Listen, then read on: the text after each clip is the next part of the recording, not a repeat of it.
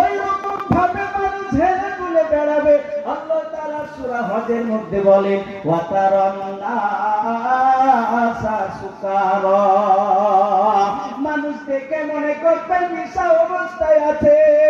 আল্লাহ তাআলা বলেন ওয়ামা হুম বিসুকারা, অথচ তারা নেশা অবস্থায় থাকবে না। ওয়ালাকিন্না আযাবাল্লাহি শাদীদ, সেই দিন কঠিন আযাবের কারণে, ওই ভয়ঙ্করের দিনে আযাবের ভয়ে তারা হেলে দুলে বেড়াবে। সেই দিন এমন অবস্থা হবে, একটা নেকির কারণে কেউ আবার জান্নাতে যেতে পারবে না, জাহান্নামে যাওয়ার তার ফয়সালা হয়ে যাবে। আল্লাহ তাআলা অন্য এক জায়গায় বলেন ইয়াউমা ইয়াফিরুল মারউ মিন আখিহি ওয়া